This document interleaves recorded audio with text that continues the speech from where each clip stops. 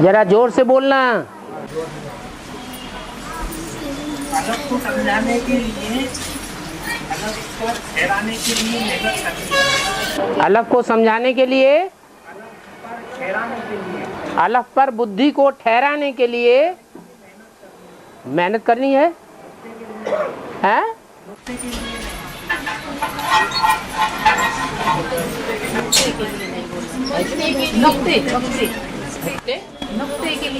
नुक्ते के लिए नहीं। हाँ ठीक है। जो बी के नॉलेज में कहाँ बुद्धि ठहराई जाती है? नुक्ते के ऊपर ठहराई जाती है या अलफ के ऊपर ठहराई जाती है? नुक्ते को समझाया जाता है या अलफ को समझाया जाता है? नुक्ता माने बिंदी और अलफ माना बिंदी भी, और बिंदी जिसमें प्रवेश करती है साकार में, वो दोनों का मेल अलफ कहा जाता है। हाँ तो बोलो,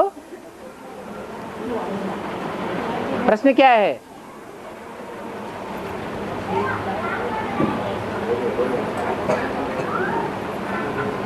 और अलफ में बिंदी का भी ज्ञान भरा हुआ है, बिंदी की भी पहचान है और मनुष्य सृष्टि के बाप की भी पहचान है। अलफ को कहा जाता है अल्लाह, अल्लाह कहा जाता है ऊंचे ते ऊंचे को। बिंदी बिंदी आत्मा परम धाम की बात है। परम धाम में ऊंच नीच की बात नहीं होती है। जब अल्लाह कहेंगे, अल्लाह को मुसलमान आवाज देते हैं ना, अल्लाह हो, तो आवाज इस दुनिया में पहुंचेगी या परमधाम में पहुंचेगी? कहां पहुंचेगी? इस दुनिया की बात है। इस दुनिया में ऊंचे और नीचे होते हैं, तो ऊंचे ते ऊंचा है अल्लाह।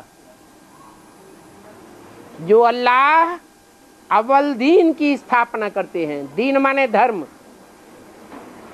अव्वल नंबर धर्म की स्थापना अल्लाह करते हैं। धर्म स्थापन करने वाला साकार में होना चाहिए। जो भी धर्म स्थापन होते हैं, उन धर्मों के स्थापन करने वाली आत्माएं निराकारी धाम से ही आती है, निराकार बिंदु रूप में ही आती है, परंतु साकार में प्रवेश करके धर्म स्थापन करती है। तो धर्म पिता साकार और निराकार का मेल होता है। ऐसे ही जो दुनिया में अव्वल नंबर का धर्म है, उस अव्वल नंबर धर्म का धर्म स्थापक अल्लाह अव्वल दीन जो कहा जाता है, वो अलफ है।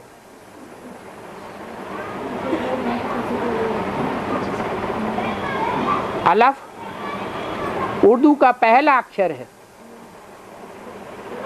और वो खड़ा हुआ दिखाया जाता है।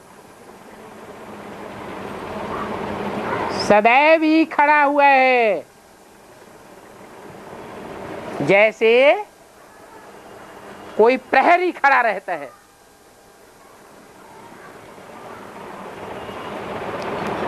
संगम युग में भी खड़ा हुआ है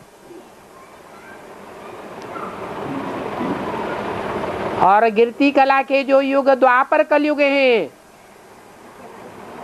उन युगों में भी वो आत्मा आत्म की स्थिति में खड़ी रहती है, तब विधर्मियों का मुकाबला करती है, नहीं तो मुकाबला नहीं कर सकती, प्रभाव से प्रभावित हो जाएगी। जैसे राहु का ग्रहण चंद्रमा को लग जाता है, ऐसे असुरों से प्रभावित हो जाती है। और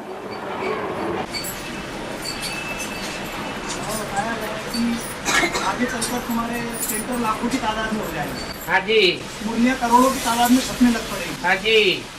दुनिया वालों से ऐसी क्या गलती हो जाएगी बाबा जो सत्युग और त्रेता में आ न सकेंगे, क्योंकि सत्युग और त्रेता की पॉपुलेशन है 10 करोड़, तो 700 करोड़। हाँ, तो उनसे क्या गलती हो जाएगी, ये क्या चूक हो जाएगी? अभी उनको ज्ञान सुनाया जा रहा है, ध्यान दे रहे हैं। पर आगे चल के करोड़ों की तादाद में मुर्गियाँ छप पड़ेगी। हाँ, जब छपने लग पड़ेंगी तो लास्ट में लेंगे या अभी फर्स्ट में ले रहे हैं? हैं? लास्ट में लेंगे ना। जो फसल बोई जाती है, सीजन शुरू होता है और फर्स्ट में बीज बो दिया जाता है, वो ज्यादा फल देता है, या लास्ट में जो बीज बोया जाता है वो ज्यादा फल देता है? फलीभूत जब होना है तो उसका कोई नियम है कि बिना नियम के फलीभूत होता है? अरे कोई कुदरत का नियम है? हैं? नियम है। ईश्वरीय ज्ञान का भी नियम है। ये ईश्वरीय ज्ञान बीज है। ये बीज बुद्धि रूपी धरणियों में डाला जाता है। जो बुद्धि रूपी धरणी पहले पहले उस बीज को धारण कर लेती है, वो फलीभूत जल्दी होती है और ज्यादा फलदायी हो जाती है। ये सब बुद्धि रूपी धरणियां हैं। ज्ञान बीज को धारण करने वाली है। जिन जिन आत्माओं ने उस ज्ञान बीज को पहले धारण कर लिया, तो वो ईश्वर बाप के पहलोटी के बच्चे हैं। जैसे पहला बच्चा पैदा होता है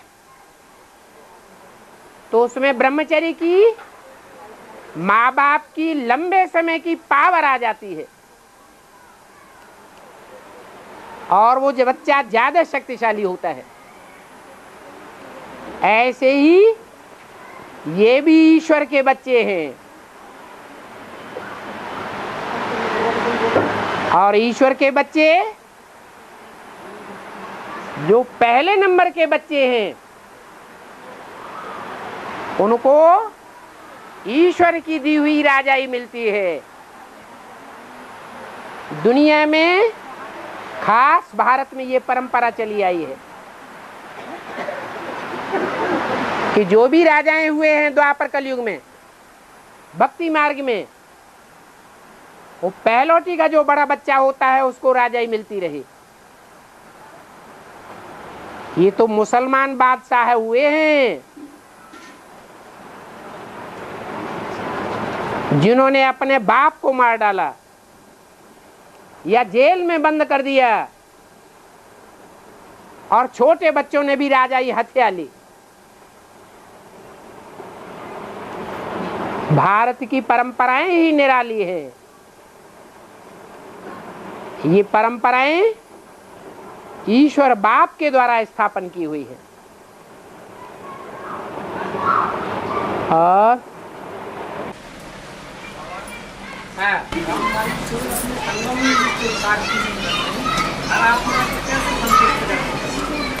सहन शक्ति से ब्रह्मा बाबा ने प्रत्येक ब्राह्मण आत्माओं को ब्राह्मणों की दुनिया में कैसे संतुष्ट कर लिया? उनका कौन सा विशेष गुण था जिस गुण के आधार पर आज ब्राह्मणों की दुनिया में एक भी ब्राह्मण ऐसा नहीं है जो ये कहे कि ब्रह्मा बाबा ने हमको अशांत किया, दुख दिया। सबको संतुष्ट किया। तो जब एक आत्मा ऐसा कर सकती है तो दूसरी आत्माएं नहीं कर सकती क्या? है? कर सकती है। और सृष्टि चक्र 5000 वर्ष का है, लेकिन विश्व के जो पिरामिड है उनका इतिहास 10,000 वर्ष का बताया जाता है? सृष्टि चक्र 5000 वर्ष का है, हाँ लेकिन विश्व के जो पिरामिड है हाँ उनका 10,000 वर्ष का इतिहास बताया जाता है। हाँ। उसके पीछे क्या राज है, या जब पृथ्वी नष्ट होने की बात है कि पृथ्वी सारी नष्ट हो जाएगी, तो वो पिरामिड का इतिहास कैसे? जो पिरामिड बनाए हुए हैं, खड़े रहो खड़े रहो, वो किसके बनाए हुए हैं? अरे पिरामिड की हिस्ट्री बताई गई तो उनसे पूछो पिरामिड किसने बनाए? हैं? मनुष्यों ने। और मनुष्यों ने जो चीज बनाई है, उन मनुष्यों की हिस्ट्री कितने साल की है, जिस हिस्ट्री के प्रूफ और प्रमाण मिल रहे हैं। हिस्ट्री तब ही बनाई जाती है जब मनुष्यों के ऊपर दुख होता है, दुख सहन करना पड़ता है, तो एक एक दिन गिनते रहते हैं, तब हिस्ट्री बनती है। तो उन पिरामिड बनाने वाले मनुष्यों से पूछो कि ये दुख की हिस्ट्री तुम्हारी कितने साल की है? नहीं तो आप ही अपनी बुद्धि से जवाब दो। कितने वर्ष की हिस्ट्री हमारे पास मौजूद है जिसके प्रूफ और प्रमाण हमको मिल रहे हैं? बोलो। 2500 साल। तो 2500 साल की सृष्टि के दुख के प्रमाण हमको मिल रहे हैं। जब से हमने दिन गिनना शुरू किया, तवारीखें बनना शुरू हुई, चाहे हिंदू धर्म हो, चाहे हिंदू धर्म का शक संवत हो, चाहे विक्रम संवत हो, चाहे क्रिश्चियंस का ईसा संवत हो, चाहे मुसलमानों का हिजरी संवत हो, सारे ही संवत 2500 साल के अंदर के क्यों हैं? उससे पहले के संवत कहां गए? इसलिए कि 2500 साल से मनुष्य दुख देखता आया है। जिसके ऊपर कभी दुख न पड़ा हो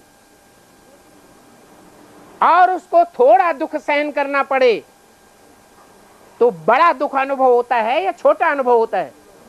बड़ा दुख अनुभव होता है।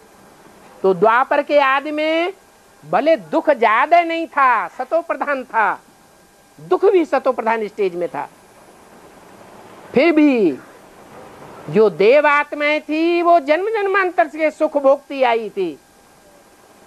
उनके ऊपर थोड़ा भी दुख पड़ा तो उनको बड़ा दुख महसूस होने लगा और ज्यादा दुखी होने लगे।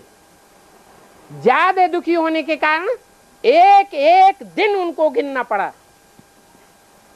तब से ये ईसा संवत, हिजरी संवत और विक्रम संवत, शक संवत शुरू हुए। तो साफ जाहिर होता है कि दुनिया की दुख की हिस्ट्री 2500 साल की है। उससे पहले की हिस्ट्री किसी के पास नहीं है। उससे पहले की है सुख की हिस्ट्री। वो सुख की हिस्ट्री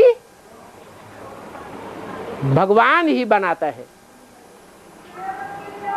वो देवताई हिस्ट्री है। लेकिन उस हिस्ट्री का ज्ञान भगवान आकर के मनुष्यों को देता है। जैसे दिन और रात बराबर होते हैं। दिन में होता है सुख, ज्ञान, और रात में होता है दुख, अज्ञान, अंधेरा, अंधकार, अंधापन। ऐसे ही सुख की सृष्टि है आत्मिक सृष्टि, जिसे देवताओं की सृष्टि कहा जाता है, और द्वापर कलयुग है दुख की सृष्टि। ये मनुष्यों की सृष्टि है। मनुष्य अच्छे कर्म करने वाले भी होते हैं लेकिन थोड़े होते हैं, और दुष्ट कर्म करने वाले ज्यादा होते हैं, उनको राक्षस कहा जाता है। कलयुग के अंत में हो जाती है राक्षसी सृष्टि। नई दुनिया जब थी तो 16 कला संपूर्ण देवताई सृष्टि थी। ये दिन और रात का जो चक्र है वो हमें बताता है कि घोर सोझरा होता है तो घोर अंधेरा भी होता है। ऐसे ही इस सृष्टि रूपी रंगमंच पर भी सतयुग का आदि है घोर सोझरा, और कलयुग का अंत है घोर अंधेरा। उस घोर अंधेरे के टाइम पर भगवान आता है, इसलिए उसके आने की यादगार हम मनाते हैं। क्या? महाशिवरात्रि। छोटी मोटी रात्रि नहीं, महाशिवरात्रि। रात्रि तो है लेकिन नाम है शिवरात्रि। वो रात्रि भी कल्याणकारी रात्रि है। कल्याणकारी उनके लिए है जो आए हुए शिव भगवान को पहचानते हैं। वो पहचानने वालों के धर्मखंड में ही वो महाशिवरात्रि मनाई जाती है। विदेशों में महाशिवरात्रि नहीं मनाते।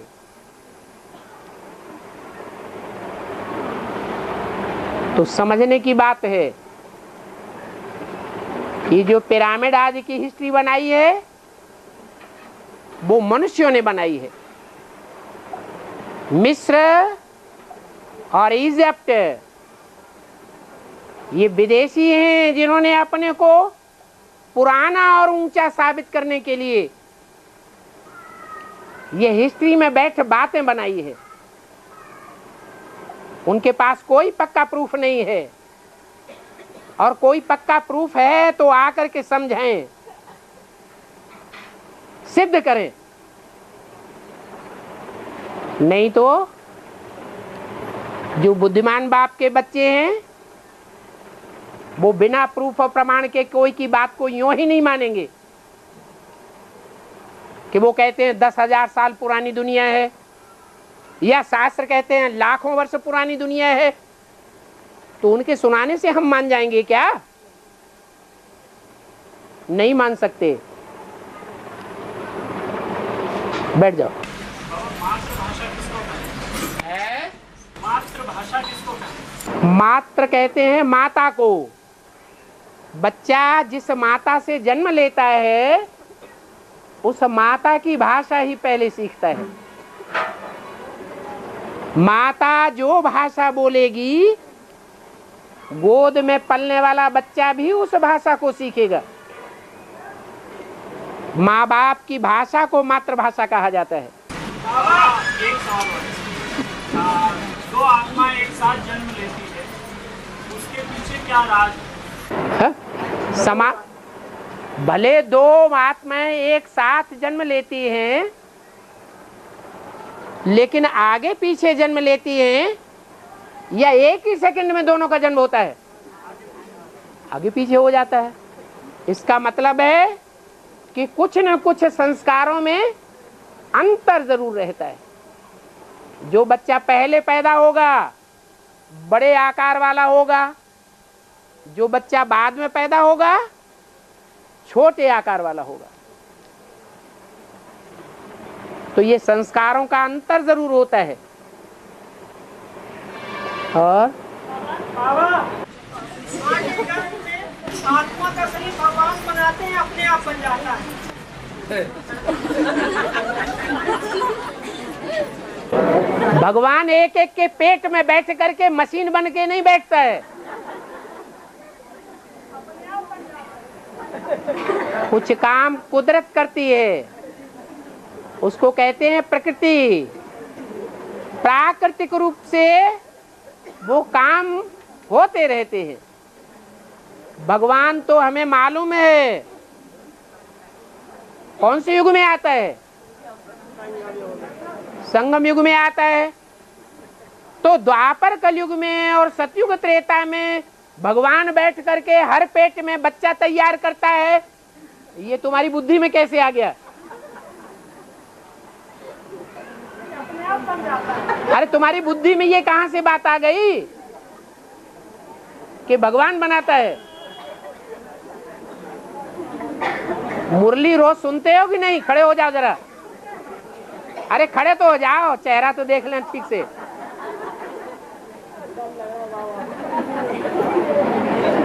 मुसलमान लोग कहते हैं अल्लाह मियां ने सूरज बनाया, अल्लाह मियां ने चांद बनाया, अल्लाह मियां ने जमीन बनाई, अल्लाह मियां ने हमको बनाया, तुमको बनाया।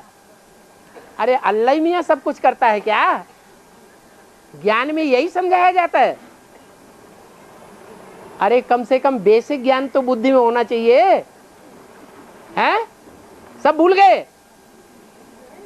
कौन सी गीता पाठशाला में जाते हो? गीता पाठशाला भी चला रहे हो।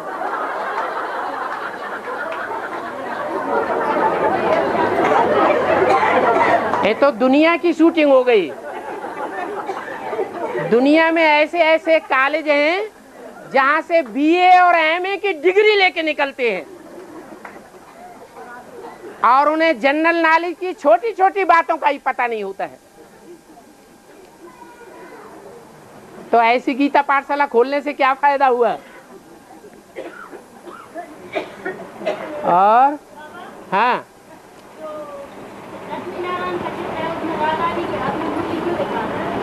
लक्ष्मी नारायण के चित्र में, हाँ जी, जो नीचे राधा और कृष्ण खड़े हुए हैं लक्ष्मी नारायण के चित्र में, वो राधा कृष्ण रचना है या रचयिता है? रचना। रचना का ज्ञान और रचयिता का ज्ञान। रचयिता माई बाप को कहा जाता है। जो माई बाप लक्ष्मी नारायण हैं वो कौन से युग में है?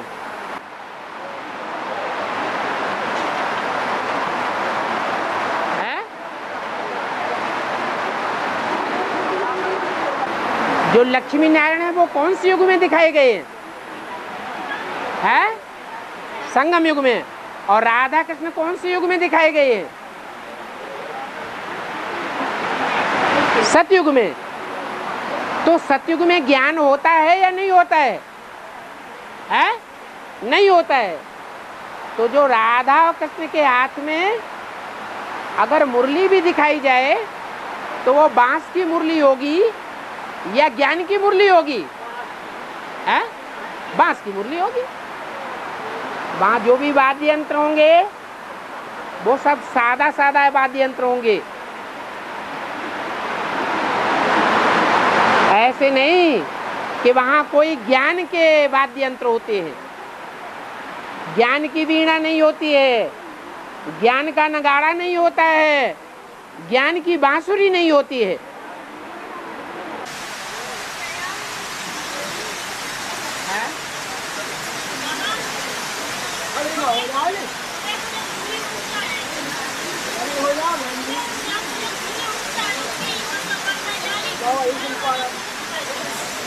हमारे कान तो आने क्या कह रहे? हमारे माता भी खड़ी होकर कह दे रहे बाबा सुन पा रहे शर्म लग रही क्या?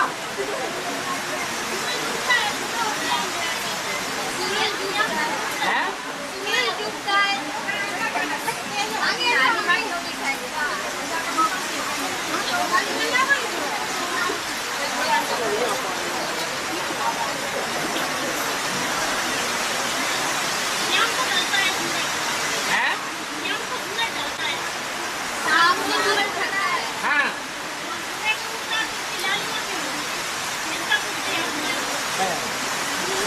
इसलिए होती है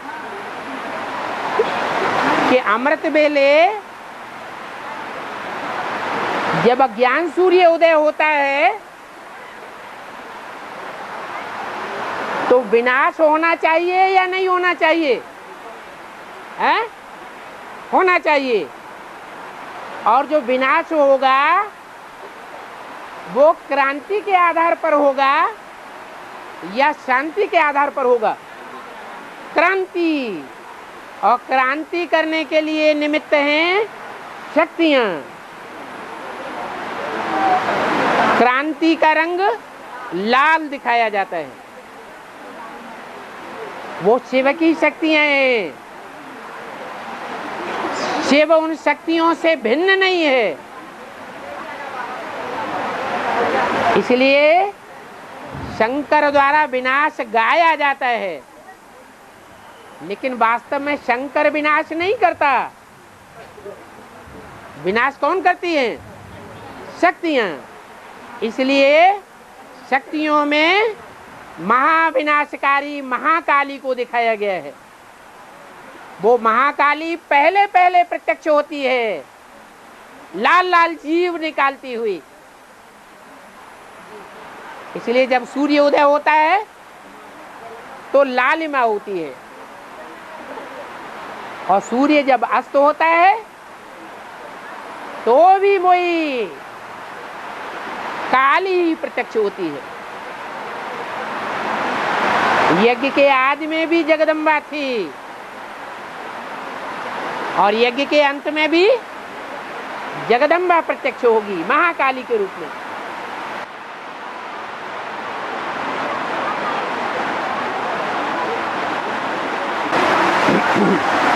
माताएं थोड़ा आगे आ जाओ, पीछे भाई लोग भीग रहे हैं। सोते रहा करो।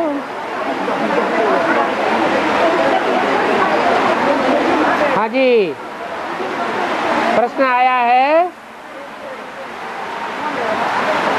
3 सीट्स पहले पहले फिक्स हो गई। ब्रह्मा, बाप और जगदम्बा।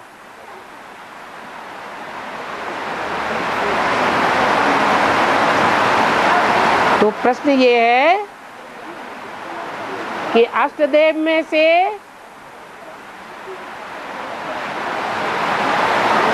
एक का ही नाम क्यों लिया गया? 2 सीट जगदम्बा और लक्ष्मी, ये अष्टदेव में से क्यों उड़ा दी गई? इस बात का जवाब इससे पहले के क्लैरिफिकेशन में दे दिया गया है, वार्तालाप में ही। कोई याद हो तो बताए। हाँ बोलो। ओहो, अष्टदेव। हाँ, जो 3 देवताएं हैं ब्रह्मा विष्णु शंकर, उनमें ब्रह्मा है नीची स्टेज, विष्णु है सेकेंडरी स्टेज और शंकर है सबसे ऊंची स्टेज। ये 3 स्टेजेज जो दिखाई गई हैं वो झाड़ के चित्र में भी देखने में आती है। झाड़ के चित्र में एक ऐसी स्टेज वाली आत्माएं हैं जो तने के अंदर दिखाई गई हैं, नीचे से लेकर के ऊपर तक अपने धर्म की ही पक्की हैं, न दाईं ओर के धर्म में कन्वर्ट होती हैं और न बाईं ओर के धर्म में कन्वर्ट होती है, कोई से प्रभावित नहीं होती। वो हैं अव्वल नंबर की आत्माएं, ज्ञान सूर्य को फॉलो करने वाली। दूसरे नंबर की आत्माएं वो हैं जो भारतीय धर्मों को फॉलो करती हैं।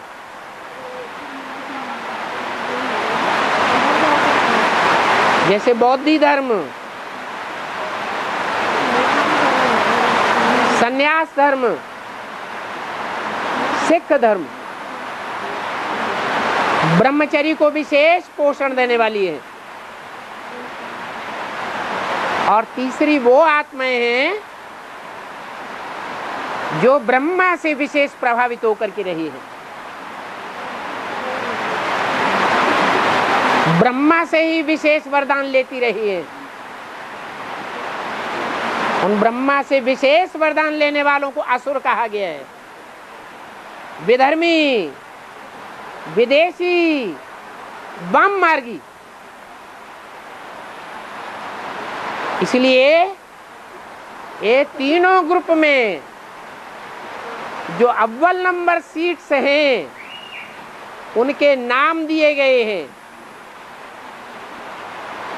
ब्रह्मा, बाप और जगदम्बा।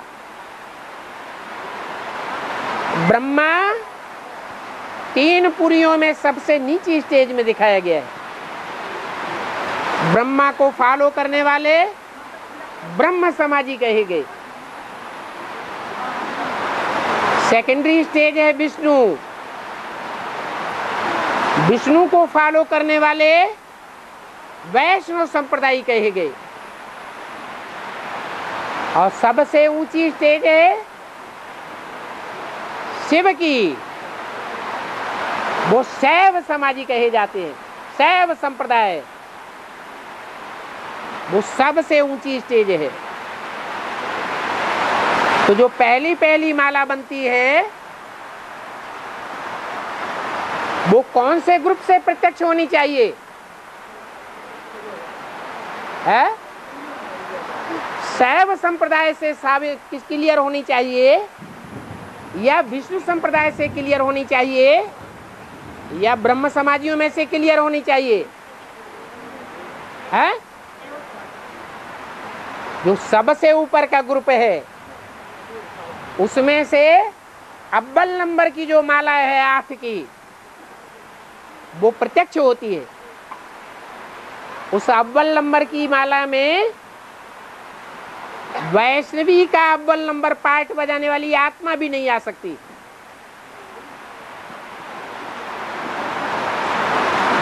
और ब्रह्मा की सोल भी नहीं आ सकती।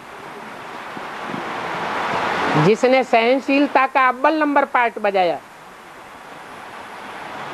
और जगदम्बा भी नहीं आ सकती। जो पहला पहला ग्रुप है जो अल्लाह अव्वल दीन की स्थापना करता है वो है 8 का ग्रुप, सूर्यवंशियों का ग्रुप।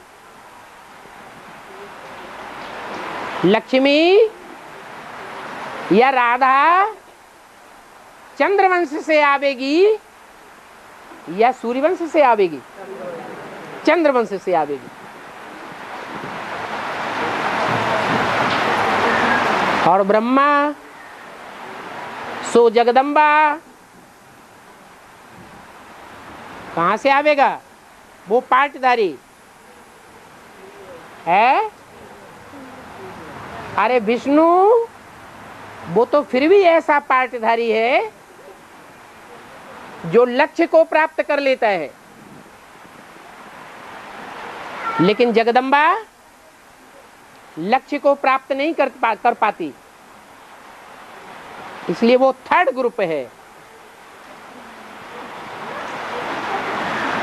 वो 8 के नंबर में नहीं आ सकते। वो महाकालियों का ग्रुप है।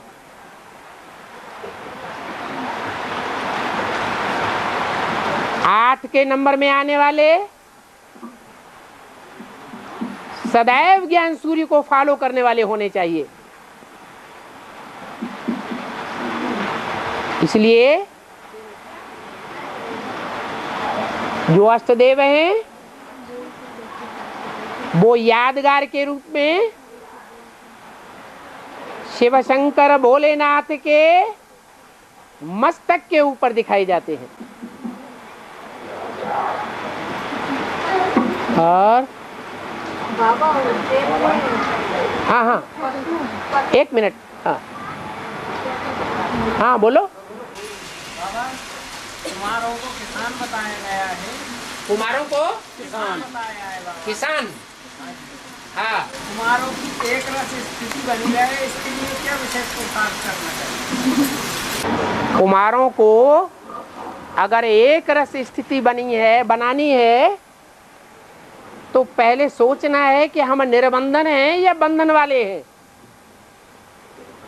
कुमारियों के मुकाबले, अधर कुमारियों के मुकाबले, अधर कुमारों के मुकाबले कुमार ज्यादा निर्बंधन है या कम निर्बंधन है? क्या कम निर्बंधन है? ज्यादा निर्बंधन है। और जो ज्यादा निर्बंधन है, इस लास्ट जन्म में उन्होंने 63 जन्मों में अच्छे कर्म किए हैं या खराब कर्म किए हैं? अच्छे कर्म किए हैं। ऐसे अच्छे कर्म करने वालों को अच्छे से अच्छा जो पुरुषार्थी है, अव्वल नंबर का जो पुरुषार्थी है, जो ब्राह्मण जीवन के आदि में एडवांस की स्टेज में कुमार बन करके ही रहा है और कुमार की स्टेज में पुरुषार्थ करते हुए विश्व का मालिक घोषित हो सकता है, तो कुमार क्या नहीं कर सकते हैं? कुमारों को वरदान मिला हुआ है कि कुमार जो चाहे सो कर सकते हैं। तो करना क्या है? जो ऊंची से ऊंची स्टेज बनी रहे, यही करना है।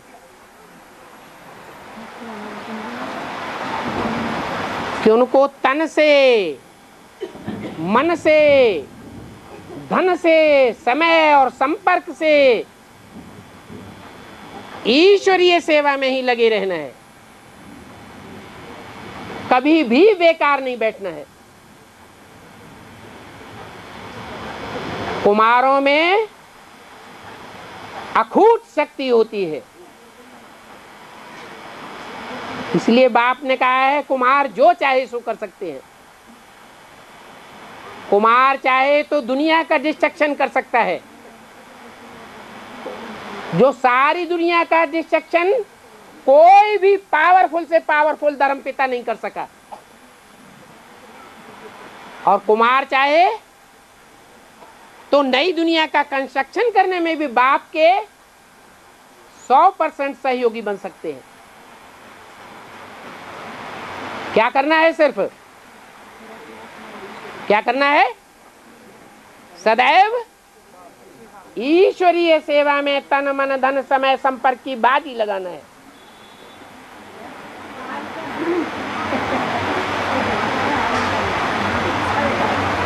और कोई माता बोल रही थी इधर से। बाबा मैं बोलती हूँ। हाँ बाबा उज्जैन में मंदिर है पशुपतिनाथ। हाँ? उज्जैन में एक मंदिर है पशुपतिनाथ। एक मंदिर है। हाँ, अभी देखा होगा। अरे उज्जैन में नहीं, बाबा जो- को अभी निकलना है वहाँ। जो प्रसिद्ध मंदिर है वो तो महाकाल का मंदिर है। नहीं, वो अभी निकला एक मंदिर जंगल में हाँ पशुपतिनाथ। हाँ जी। तो उसमें शिवलिंग में 8 चित्र बताए। तो हम देखे आजकल हाँ 8 चित्र बताए शिवलिंग में। हाँ, लिंग में शिवलिंग में 8। 8 चित्र बने हुए हैं। हाँ, तो उसका रहस्य ये है कि परमपिता परमात्मा शिव एक व्यापी होकर के प्रत्यक्ष होता है संसार में, या 8 व्यापी या अनेक व्यापी होकर प्रत्यक्ष होता है? एक व्यापी होकर प्रत्यक्ष होता है। और जो एक व्यापी बनकर के संसार में प्रत्यक्ष होता है उसको कहा जाता है रुद्र। और रुद्र के सर के ऊपर वो 8 की माला दिखाई जाती है। वो 8 आत्माएं उस सुप्रीम सोल बाप की प्रवेशता की यादगार नहीं है, और रुद्र की प्रवेशता की यादगार है। इसलिए 8 रूप दिखाए गए हैं। और बाबा, पूरे देश भर में, दुनिया भर में बड़े बांधों का निर्माण हो रहा है, बनाए जा रहे हैं। बड़े बड़े बांध, बड़े बड़े बांध है। तो ये बनाना चाहिए या नहीं बनाना चाहिए? प्रकृति को कहा जाता है पृथ्वी, जल, वायु, अग्नि, आकाश। 5 प्रकार की शक्तियां हैं जिनको प्रकृति माता कहा जाता है। प्रकृति को कंट्रोल करने का काम, प्रकृति माता को कंट्रोल करने का काम प्रकृति पति का होना चाहिए या बच्चों का होना चाहिए?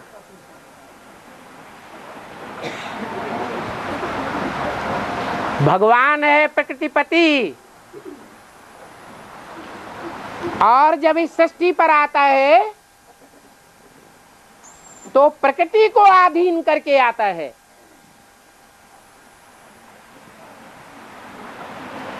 भगवान निराकार शिव ज्योति बिंदु को कहा जाता है।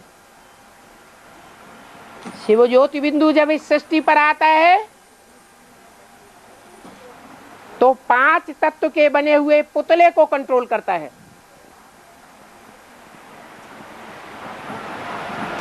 वो पुतला है प्रजापिता ब्रह्मा।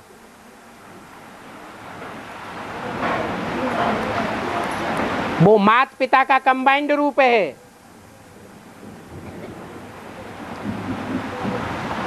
वो प्रकृतिपति है। अगर बच्चे मां को अपनी बुट्ठी में करके बैठ जाएं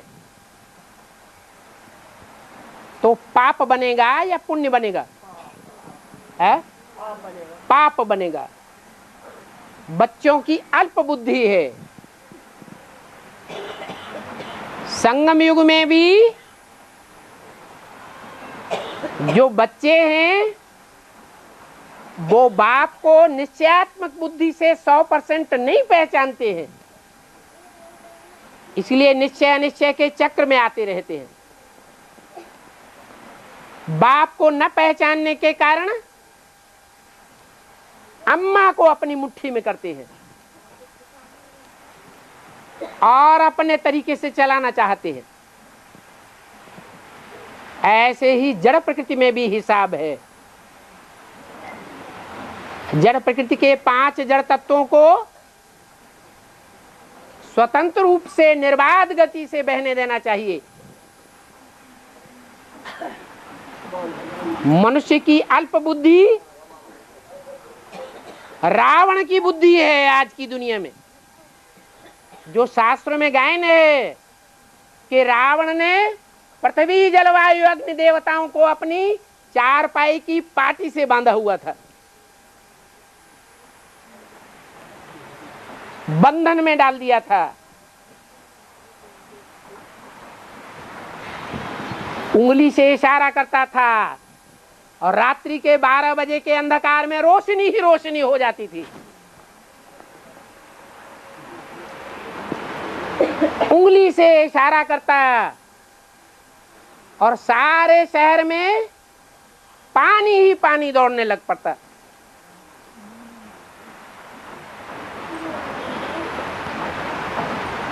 उंगली के इशारे से 5 तत्वों को कंट्रोल करना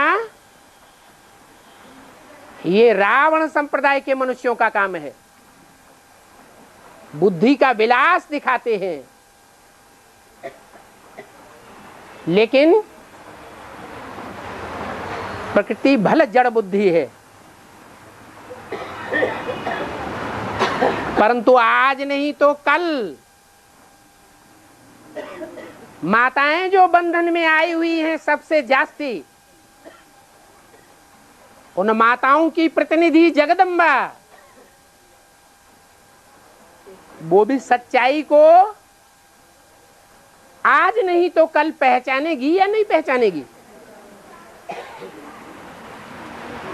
कोई होता है प्रैक्टिकल किए बगैर ही ईश्वर की वाणी को फॉलो करता है। कोई आत्मा ऐसी जड़त्वमयी बुद्धि होती है कि ईश्वर की वाणी को कहने से नहीं मानती, नाक रगड़ रगड़ के जब प्रैक्टिकल में उनको महसूस हो जाता है कि ये रास्ता गलत है, तब उनकी बुद्धि में बैठता है। तो ऐसे ही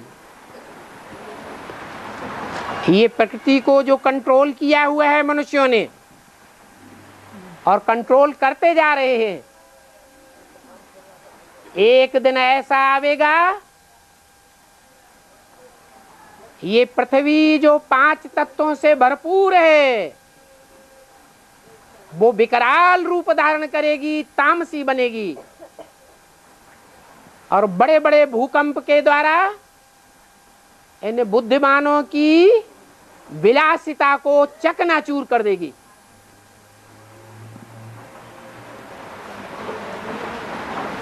बुद्धि के ऊपर जो अहंकार धर के बैठे हुए हैं वो सब बेमौत मारे जाएंगे। दुनिया की भारी से भारी आबादी भूकंप में मर जाएगी। जो भगवान बाप के ऊपर विश्वास करने वाले बच्चे हैं उनकी सुरक्षा प्रकृति माता करेगी, भगवान बाप के डायरेक्शन पर। इसलिए मुरली में बोला है कि हिंदुस्तान का जो बड़े से बड़ा डैम बना हुआ है, कौन सा? भाखरा नंगल डैम। वो 2 लंबे लंबे पहाड़ हैं, उनके बीच में कई पहाड़ों का, पर्वत श्रेणियों का पानी आकर के इकट्ठा होता है। गोविंद सागर उसका नाम है।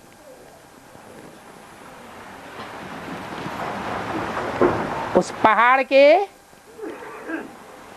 थोड़े से हिस्से को काट दिया और उसमें से पानी की धारा को कंट्रोल करके नंगल डैम बनाया हुआ है, जो भारत का बड़े से बड़ा डैम है।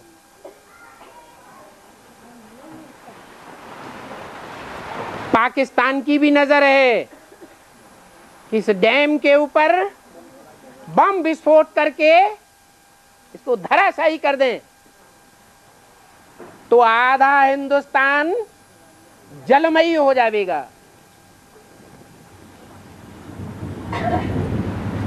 इतना बड़ा वो गोविंद सागर है, बहुत गहरा भी है। सारा पानी हिंदुस्तान में आ जाएगा,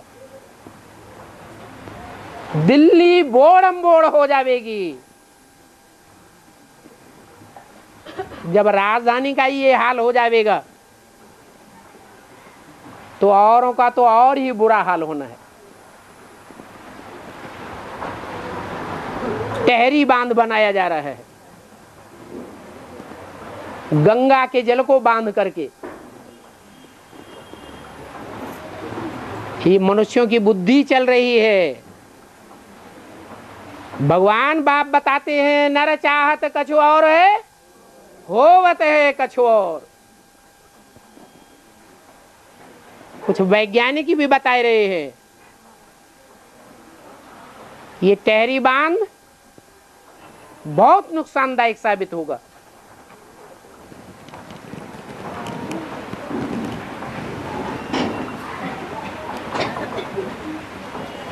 तो प्रकृति के कार्यों में मनुष्य को हस्तक्षेप नहीं करना चाहिए।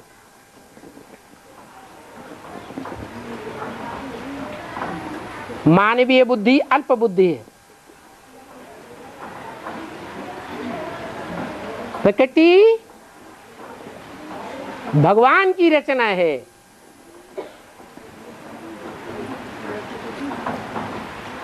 कुदरत के कंट्रोल को मानना चाहिए। कुदरत बड़े से बड़ी कंट्रोलर है, लेकिन ऐसी रहस्यमयी है कि भगवान को तो पहचान सकते हैं लोग, लेकिन जो भगवान की अव्वल नंबर रचना है, पहली नंबर रचना है, उस प्रकृति माता को पहचानना बहुत मुश्किल है। न पहचान पाने के कारण उसको अपनी मुट्ठी में दबोच के रखा हुआ है। आज घर घर में बच्चे बड़े होने के बाद खुदा न खास्ता बाप के बुढ़े और न होने के बाद मां को कंट्रोल करके बैठते हैं।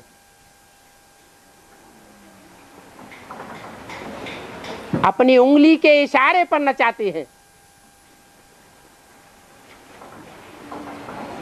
सारी प्रॉपर्टी को अपने मुट्ठी में लेकर बैठ जाते हैं।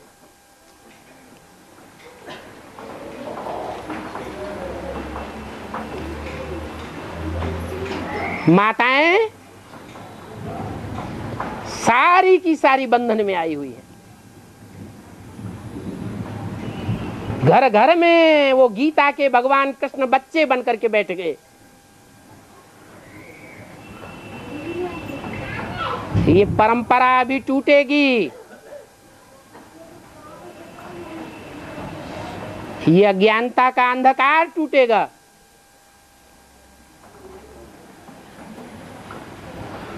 भारतीय परंपरा में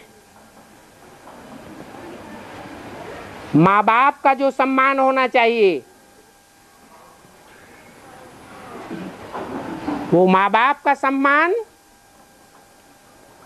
फिर से संसार में लागू होगा।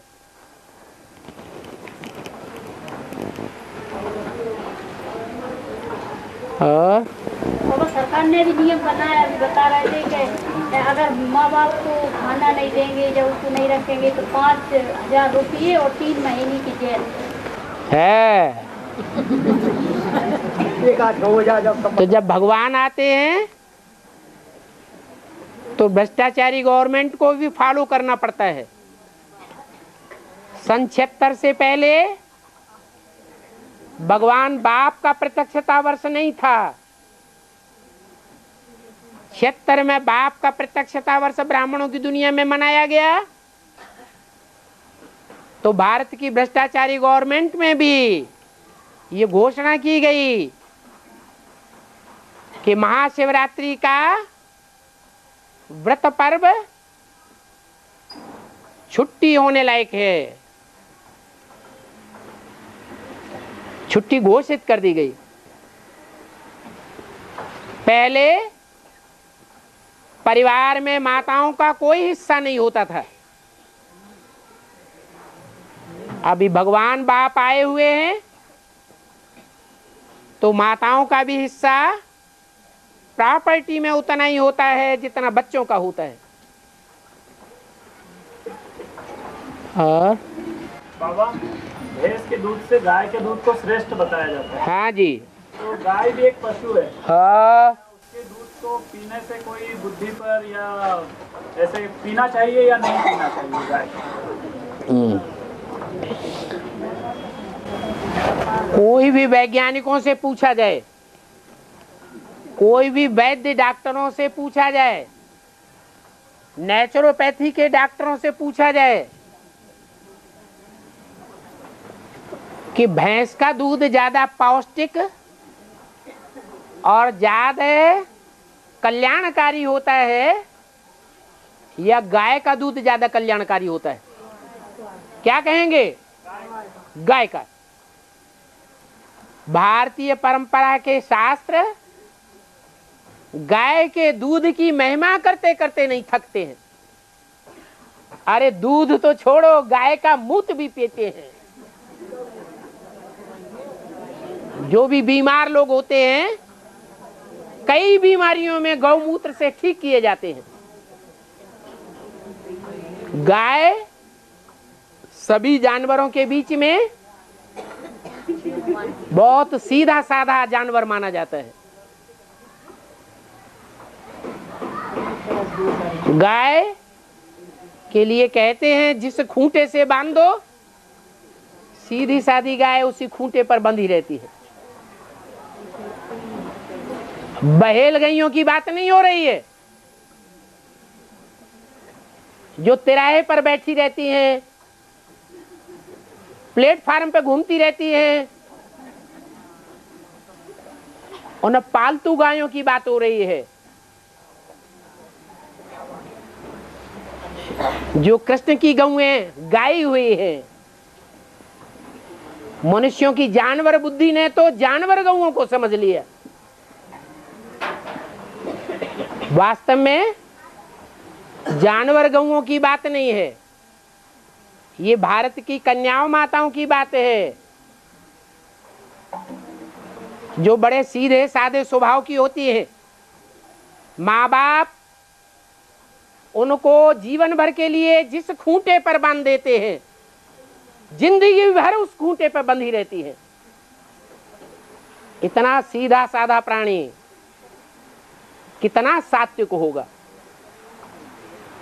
फिर उसका दूध भी सात्विक होगा, उसका खून भी सात्विक नशों में दौड़ने वाला है।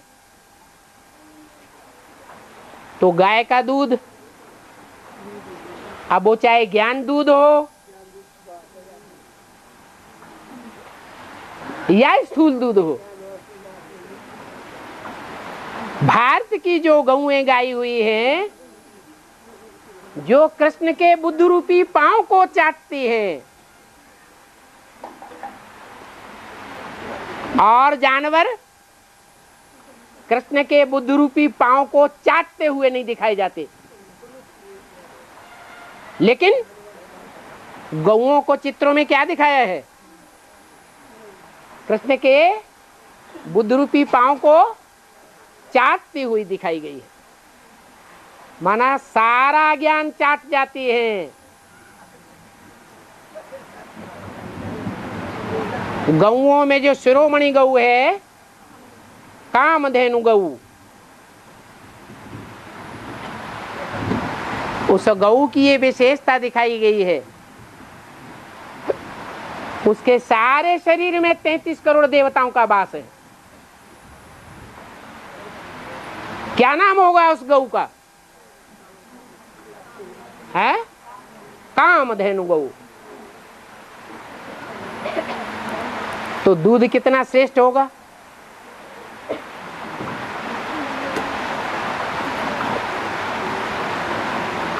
ये भारत की गौओं की विशेषता है, विदेशी गायों की विशेषता नहीं है। जो जर्सी गायें होती हैं या दूसरे नाम वाली विदेशी गैयां होती हैं, 30-30, 40-40 लीटर दूध देती हैं, उनके दूध में भी इतनी कमाल नहीं होती है। उनका दूध भी नेचुरोपैथी के काम में नहीं आता है, और मूत्र भी नेचुरोपैथी के काम में नहीं आता। पंचगव्य जो दवाई बनाते हैं, वो भी विदेशी गौओं का काम में नहीं आता है। जो नैसर्गिक खेती की जाती है, उस खेती में भी जो देसी गौएं हैं भारतीय, उनका गौमूत्र और उनका गोबर काम में आता है। विदेशी गायों का काम में नहीं आता है उतना। तो ये विशेषता है। भैंस तो कही जाती है भैंस बुद्धि। भैंस और भैंसा। धर्मराज की सवारी किसे दिखाते हैं? भैंसा। धर्मराज अलग पार्टधारी है और भगवान बाप अलग पार्टधारी आत्मा है। भगवान को प्यार का सागर कहा जाता है, धर्मराज को प्यार का सागर नहीं कहते हैं। प्यार का सागर है या मार का सागर? मार ही मार। तो धर्मराज का जैसे आधार भैंसा दिखाया जाता है, तो भैंसे की पत्नी का नाम क्या होगा? भैंस होगा। उससे पैदा होने वाला बच्चे का नाम क्या होगा? भैंसासुर। भैंसासुर की बुद्धि भी कैसी होगी? भैंस बुद्धि होगी या गौ बुद्धि होगी? भैंस बुद्धि होगी। बुद्धि को ठस बनाने वाला दूध है। ब्राह्मणों की दुनिया में भी उस भैंस का नाम है माया बेटी।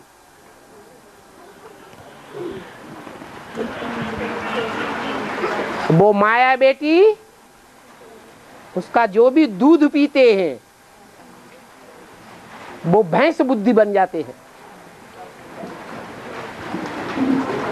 वो भैंस बुद्धि भगवान को नहीं पहचानते।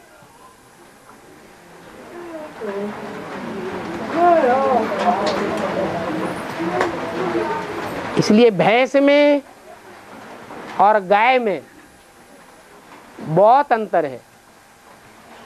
भारतवर्ष में भैंस की पूजा नहीं करते हैं। कौन से जानवर की पूजा करते हैं? गाय की पूजा करते हैं।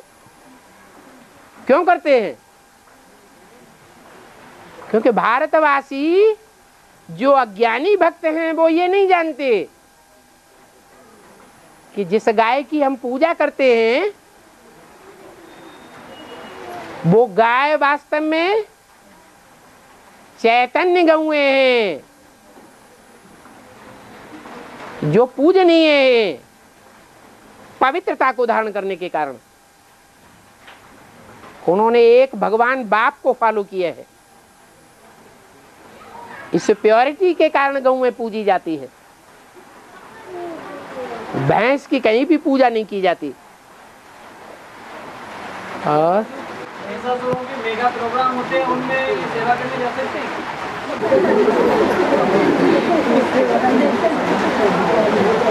सेवा करने भले जाओ, मना नहीं है, लेकिन सर के ऊपर मोटा सा साफा भी बांध के जाओ। मात्र भी अपवित्रता नहीं होगी है? मात्र भी अपवित्रता नहीं होगी। हाँ ऊपर चले जाएंगे। हाँ बिल्कुल सही बात। अरे अपवित्रता होगी बुद्धि में तो बुद्धि नीचे जाएगी, धरणी में जाएगी, धरणी रूपी कन्याओं माताओं में जाएगी, गड्ढे में जाएगी या ऊपर जाएगी।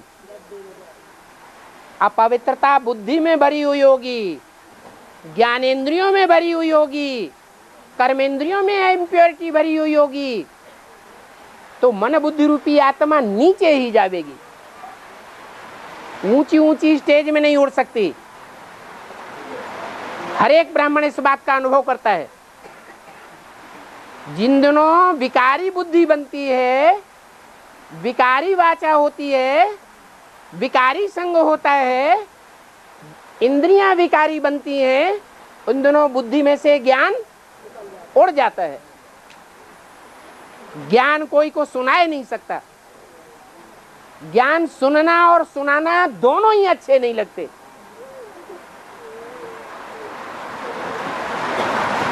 तो ये नियम है, जितनी प्योरिटी होगी उतना ज्ञान श्रेष्ठ उठावेंगे।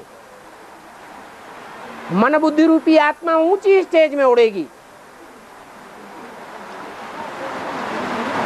और इम्प्योरिटी होगी तो रुद्रमाला के मण के चाहे कितना भी एडवांस ज्ञान उठाएं, चाहे कितना भी ज्ञान की गहराइयों में जाएं, विस्तार में जाएं, बुद्धि ऊंची उठ नहीं सकती। बुद्धि कहाँ जावेगी? गड्ढे में ही जावेगी। हाँ, आप आते हैं तो ना तो किसी से कुछ लेते हैं और ना किसी को कुछ देते हैं, ज्ञान देते हैं ना। ज्ञान देते हाँ, हैं। लेकिन ये कहा है कि मैं आता हूँ तो सिर्फ ज्ञान सुना कर नहीं चला जाता हूँ। ज्ञान सुना के नहीं चला जाता हूँ। हाँ, लेकिन उसके लिए कोई साधन चुनता हूं या नहीं चुनता हूं? किसके द्वारा? निमित्त कौन बनता है?